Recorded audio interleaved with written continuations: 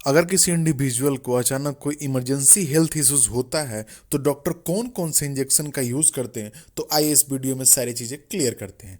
जो हमारा first injection है वो एपिनफ्राइन है। इसको एक और नाम से जानते हैं, एड्रीनलिन के नाम से भी इसको जानते हैं। जो इसका यूज है, हम कहाँ कहाँ इसे यूज कर सकते हैं। अगर किसी पेशेंट को एलर्जिक रिएक्शन हुआ है, एलर्जिक रिएक्शंस कहने का मतलब कि अगर किसी पेशेंट को किसी चीज़ से एलर्जी हो जाता है, कोई चीज़ खाने से, कोई चीज़ पीने से, देन उस कंडीशन में जो एलर्जी को न्यूट्रलाइज करते हैं वो एपिनफ्राइन दे के न्यूट्रलाइज करते हैं। अगर किसी पेशेंट को कार्डियक अरेस्ट आता है, अगर उसका जो हार्ट बीट है, कार्डियक अरेस्ट कहने का मतलब उसका जो हार्ट बीट है वो अचानक से रुक जाता है, जब अरेस्ट हो जाता है, तो उस कंडीशन में भी हम लोग एपिनफ्राइन देते हैं। उसके बाद जो सीवियर अस्थमा अटैक है, जैसे किसी के फेफड़े का, जिसका लंग्स का अचानक से नली जो है बंद हो जाता है, तो उस कंडीशन में भी हम लोग एपिनफ्राइन देते हैं। इसकी अमाउंट की बात करें कि ये कितने अमाउंट में हमारे बॉडी में एडमिनिस्ट्रेट करते हैं, तो वो अमाउंट होता है, अगर वो मसल्स में उस मेडिकेशंस को हम लोग दे रहे हैं तो उसका जो डोज होता है वो 0.3 से 0.5 mg देते हैं। अगर वहीं बात करें, अगर हम इससे मेडिकेशंस को वेन्स में देते हैं, हमारी नसों में देते हैं, तो वो 1 mg देते हैं।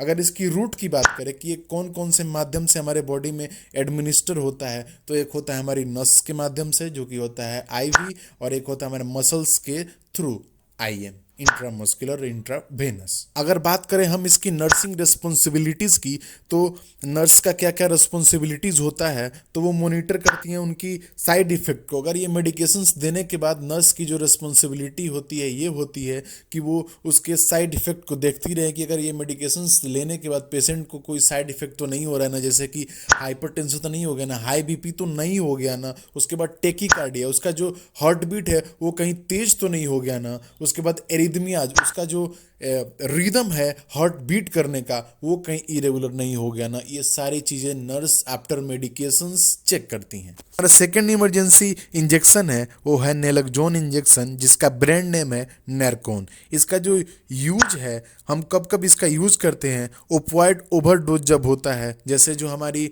पेन की जितनी भी एनाल्जेसिक्स मेडिसिन है जो हमारे पेन में रिलीफ करती हैं, लाइक मोर्फिन हो गया, कोडीन हो गया, फेंटनिल हो गया, ये सारी मेडिकेशंस की जो जब ओवरडोज ओकर होता है तब इस नेलकजोन इंजेक्शन को यूज करते हैं, ताकि जो ओवरडोज हुआ है उसको हम लोग न्यूट्रलाइज कर सकें। पॉइंट जो होते हैं उनका मेन को जब कंज्यूम कर लेते हैं तो हमारे जो रेस्पिरेटरी डिप्रेशन है, हमें सांस लेने में दिक्कत होने लगता है, तब हम इस इंजेक्शन का यूज करते हैं। डोज जो होता है डॉक्टर्स जो एडमिनिस्टर करते हैं वो 0.4 से 2 mg के बीच में इसका जो डोज होता है वो डॉक्टर करते हैं। इसकी रूट की बात करें तो हम लोग आईएम भी दे सकते हैं, आईवी भी दे सकते हैं, सबक्यूटेनियस भी दे सकते हैं। कि नर्सिंग रिस्पॉन्सिबिलिटीज की बात करें तो आफ्टर मेडिकेशन ये इंजेक्शन पेशेंट में एडमिनिस्ट्रेड हो गया, तब उसके बाद जो रिस्पॉन्सिबिलिटी है वो नर्स का ये है कि वो पेशेंट के जो रिस्पॉन्स है आफ्टर मेडिकेशंस देने के बाद वो क्या क्या रिस्पॉन्स कम आउट हो रहा है उस चीज़ को नोट करे, उस चीज़ पे एक्शंस ले।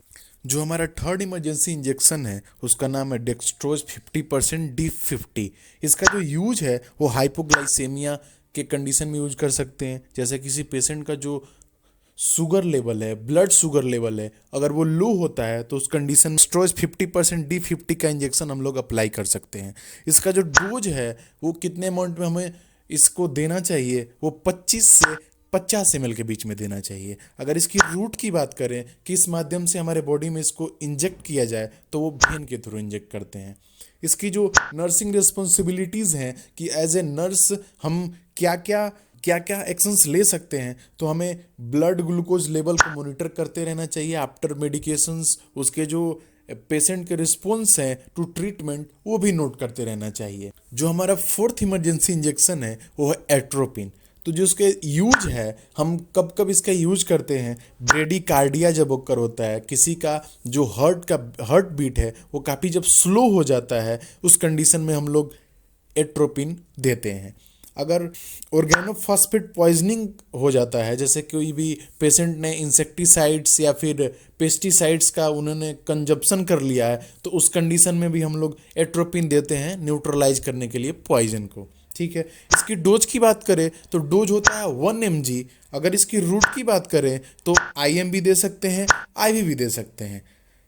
अगर नर्सिंग रिस्पॉन्सिबिलिटीज़ की बात करें तो उन्हें मॉनिटर करना पड़ता है, हार्ट रेट हमें मॉनिटर करना पड़ेगा, उसके ब्लड प्रेशर्स को मॉनिटर करना पड़ेगा, उसके साइन एंड सिम्टम्स को मॉनिटर करना पड़ेगा कि क्या क्या जो एट्रोपिन का टॉक्सिसिटी है, एट्रोपिन का साइड इफेक्ट तो नहीं है ना, ये सारी चीजें मॉनिटर करना पड़ेगा। फिफ्थ इमरजेंसी इंजेक्शन है वो है डायज़ेपिम। इसका जो ब्रांड नेम है वो वैलियम है। इसका जो यूज है हम लोग सीजर्स कंडीशन में दे सकते हैं। सीजर कहने का मतलब ये है एक ऐसा कंडीशन है जिसमें जो हमारी ब्रेन की इलेक्ट्रिकल एक्टिविटी है वो एबनॉर्मल हो जाती है, जिसके चलते जो हमारे बिहेवियर में भी चेंज आ जाता है, मूवमेंट में भी चेंज आ जाता है, और जो हमारे कॉन्शियसनेस लेवल है उसमें भी चेंज आ जाता है।